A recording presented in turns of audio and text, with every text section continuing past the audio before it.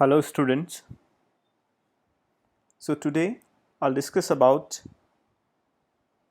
dual simplex method. So dual simplex method is a method that can be used to solve linear programming problem. Okay. So till now we have discussed about the simplex method. Okay. So in simplex method we start from initial basic feasible solution. Okay, and from this we move towards the optimal solution.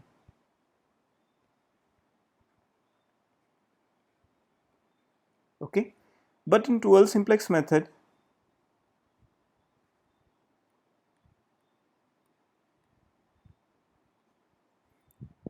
we start with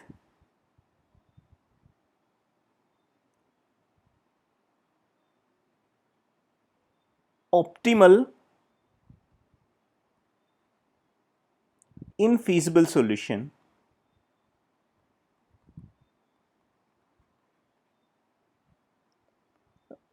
and from this optimal infeasible solution we move towards the optimal feasible solution.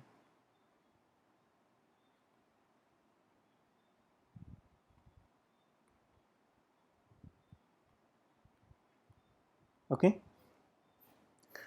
so in simplex method initially we find out the initial basic feasible solution by putting n minus m variables equals to 0, and with the help of simplex method we move towards the optimal solution. But in dual simplex method initially you will be finding optimal but infeasible solutions.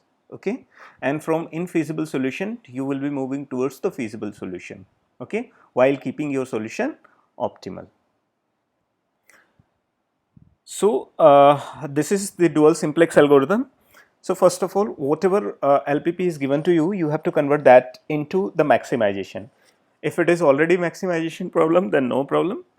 If the given LPP is the minimization problem, then you have to convert that into the maximization.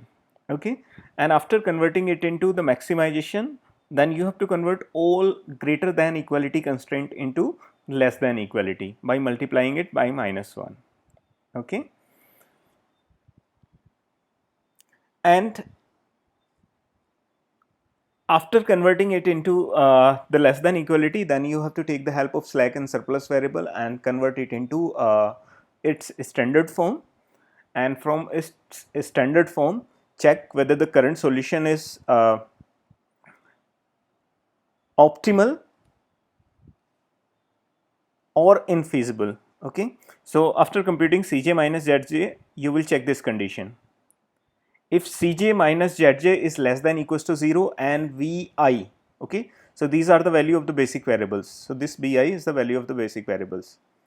Okay, so if all Vi greater than 0, that means Cj minus Zj is less than 0, it means the optimality condition is satisfied, and all basic variables value if greater than 0, then yes, you have found the optimal solution. Stop there.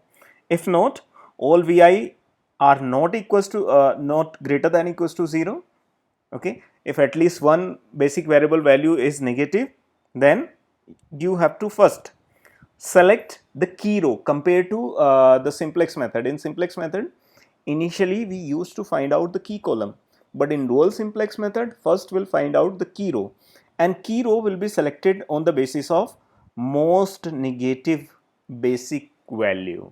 Okay, so if only one value is negative, then no problem, that row will be selected as the key row. If more than one negative value is there in the basis, then you have to select the key row according to the most negative.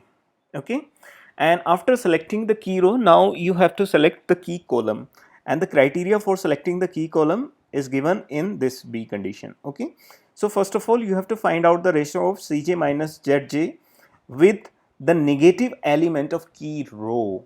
Okay, so now the ratio we are not going to find out correspond to the element of the key column. Okay, as we did in the simplex method. In dual simplex method, ratio will be calculated on the basis of the key row elements, okay, and ratio will take of Cj minus Zj with the negative element of key row, okay. If all the elements of the key row, if all elements of key row are positive, then dual simplex method will fail. Remember this point, okay. So at least one negative value should be there, then only we can find out the ratio, okay. And after finding the ratio, we can select the key column on the basis of minimum ratio, okay. And again, if key row and key column is selected, then we'll repeat the same procedure. We'll make the key element 1 and the remaining element of the key column equals to 0, okay.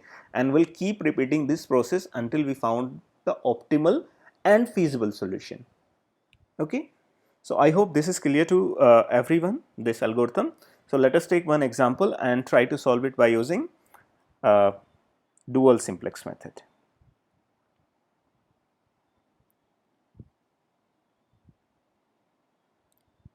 Okay. So this is our example. Solve this problem by using dual simplex method. Minimize z equals to minus minimize z equals to 2x1 plus 2x2 plus 4x3 subject to the constraints 2x1 plus 3x2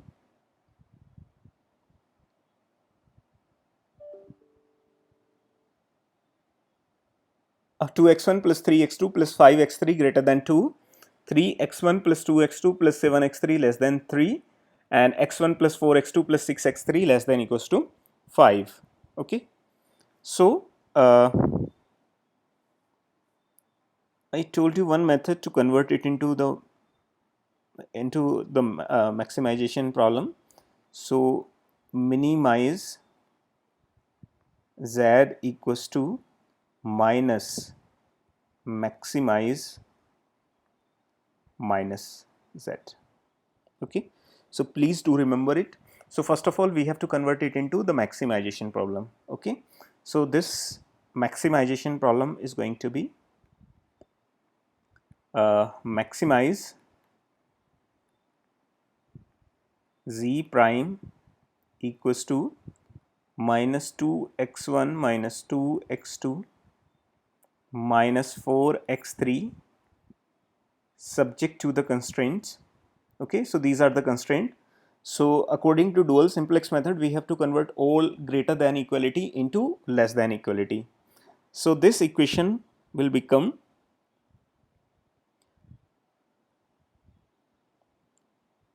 minus 2x1 minus 3x2 minus 5x3 less than equals to minus 2, 3x1 plus x2 plus 7x3 less than equals to 3, x1 plus 4x2 plus 6x3 less than equals to 5, and at last no negativity constraints x1, x2, x3 all are greater than equals to 0, okay. Then the next step is to convert this into its standard form. So let us do it. So its standard form is going to be maximize z prime equals to minus 2x1 minus 2x2 minus 4x3 subject to the constraints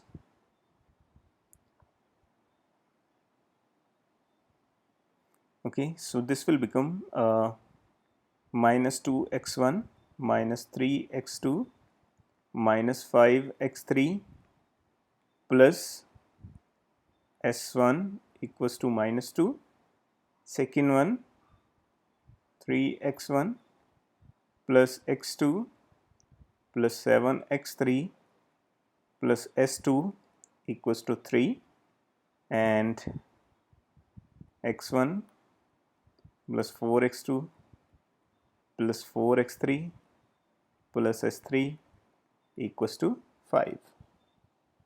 Okay. So let us make the table.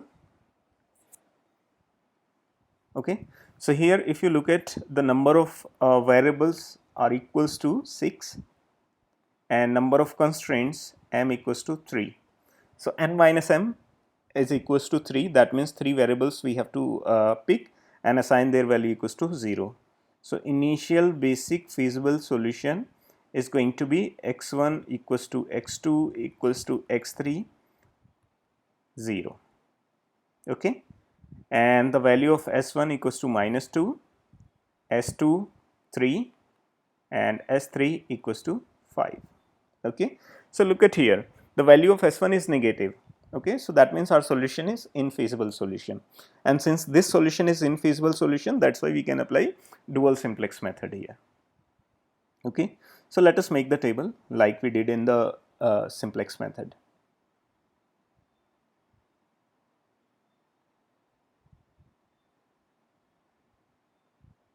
Okay, so the first column is CB, next one is XB, next one is B, X1, X2, X3, S1, S2, S3. Okay, so let us fill this. So first of all, we're gonna fill the basic column. So basic variables are S1, S2, S3, S1, S2, S3. Okay, and their coefficients are going to be 0,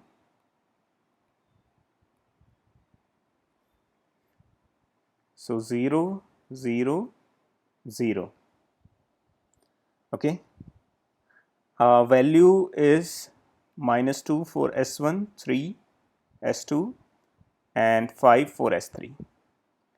X1 coefficients are minus 2, 3, 1, minus 3, 1, 4, minus 5, 7, 6, 1, 0, 0, 0, 1, 0 and 0, 0, 1. Okay. So let us find out the Cj minus Zj and check whether this solution is optimal or not.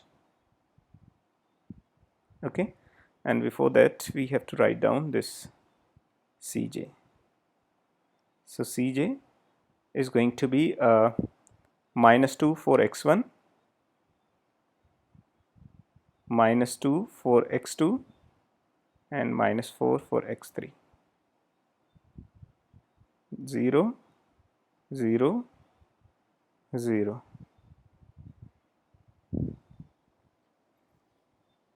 Okay, so Z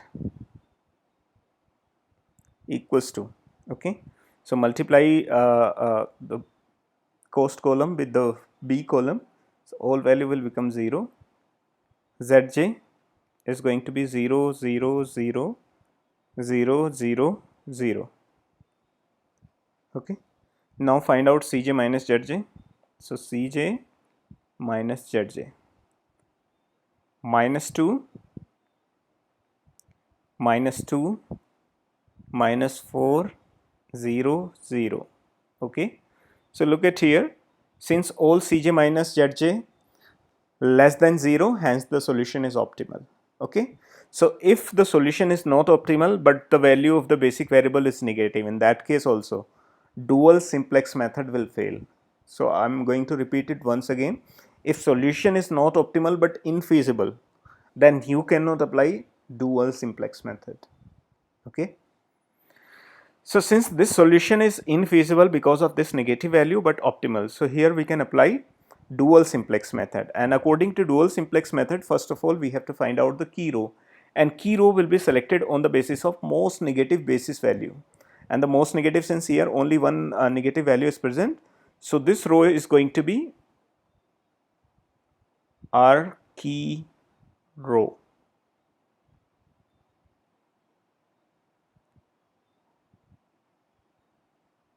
Okay, so row number 1 is our key row, and key row will be selected on the basis of ratio. Okay, so instead of calculating the ratio in the column, now we're going to calculate the ratio in the row here, and ratio is going to be Cj minus Zj divided by the element, negative element of the key column, key row. Okay, so ratio is going to be here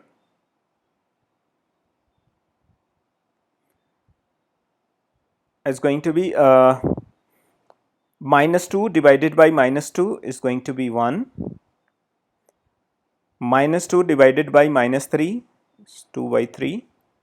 Okay, 4 by 5, we cannot calculate the ratio correspond to this one because this value is positive, this is 0, this is 0.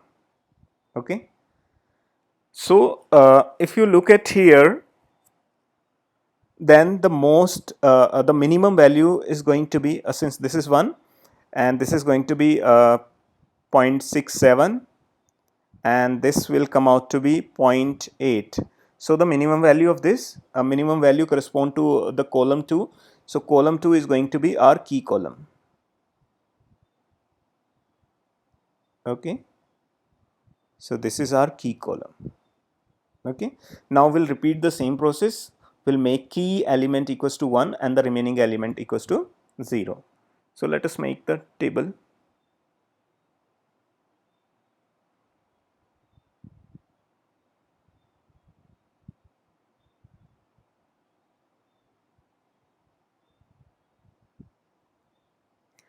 Okay, so new table, let us make the new table. So the first column is going to be CB, second column XB, next one V, X1, X2, X3, S1, S2, S3.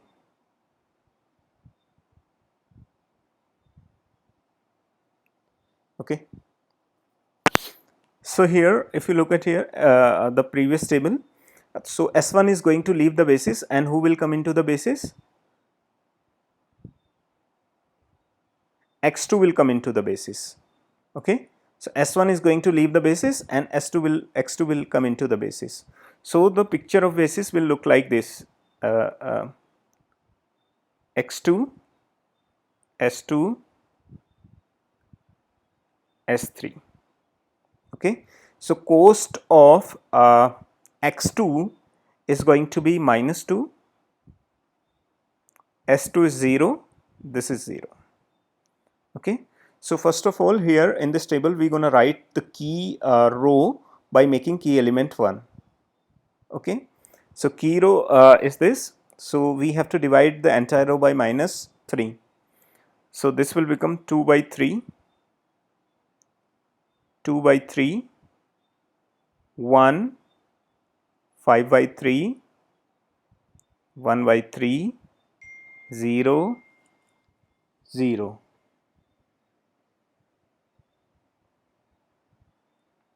Okay,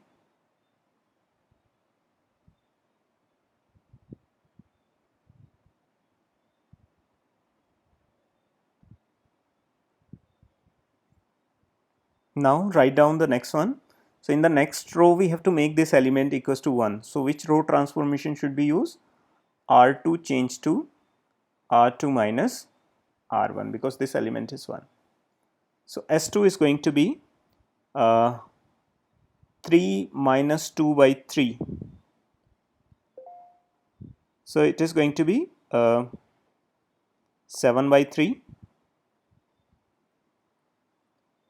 Okay, and the element again 3 minus 2 by 3 is going to be 7 by 3 here. This will become 0. Okay, and the next one will come out to be 16 by 3 if you do the calculation. Next is going to be since this is 1 by 3, okay, so this will come out to be minus 1 by 3, because 0 minus 1 by 3 is 1 minus 1 by 3, and this is going to be 1 and this is going to be 0.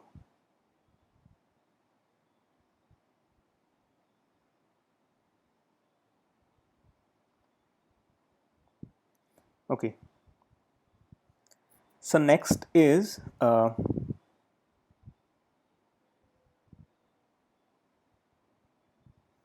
for the next row we have to make R3 change to R3 minus, since now we want to make this element as 0 R1. Okay.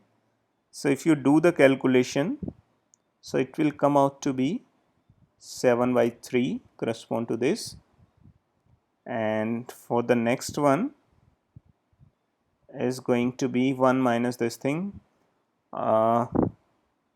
If you do the calculation, it will come to minus 5 by 3. Next one is going to be 0. Next one is going to be minus 2 by 3, and since this is 0, so next one will come out to be minus 4 by 3, 0, 1.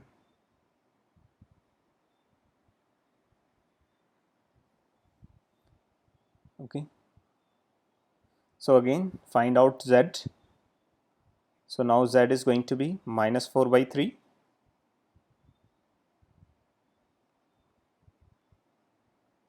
okay, zj. Okay, and remember this thing we are calculating for z prime. Okay, sorry, I forgot to put it in the last one also. Okay, so let me, because here we have converted into the maximization and now maximization z prime. Okay, so this will be z prime.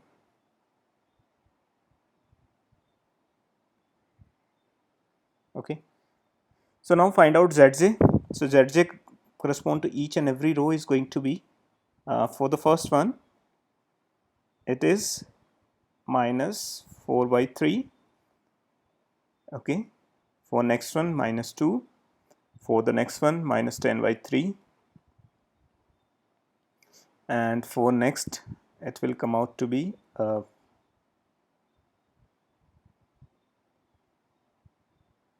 minus 2 by 3.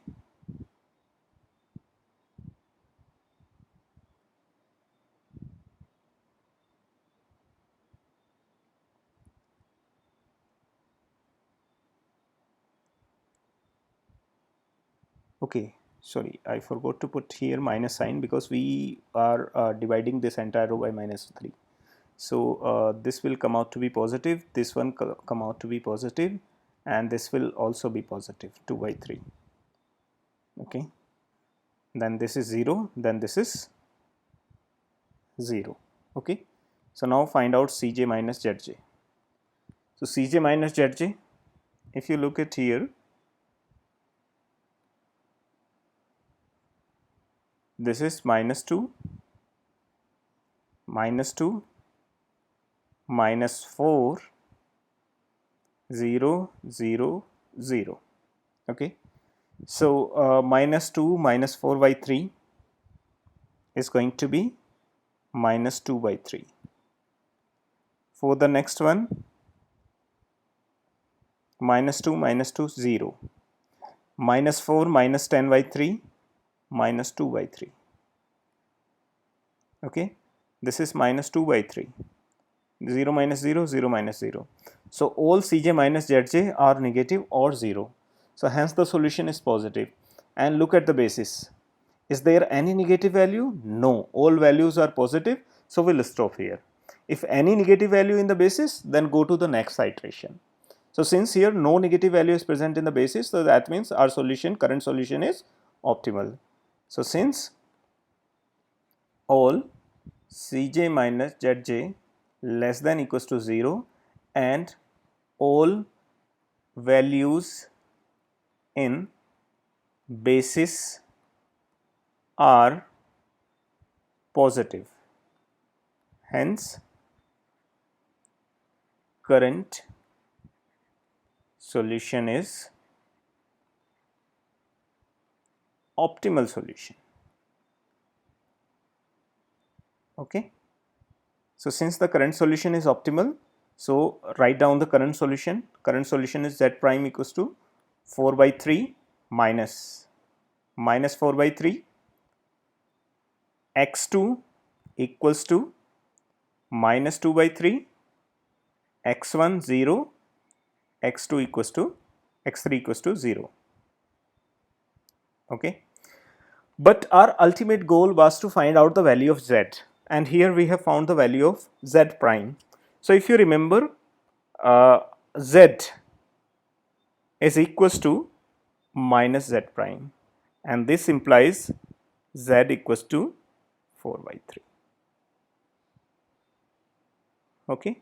So this is going to be our solution. Z equals to 4 by 3 and x2 equals to minus 2 by 3, x1 equals to 0, x3 equals to 0. So I hope this concept is clear to everyone. If not, then please note it down, and in the next class we'll discuss about it. Thank you.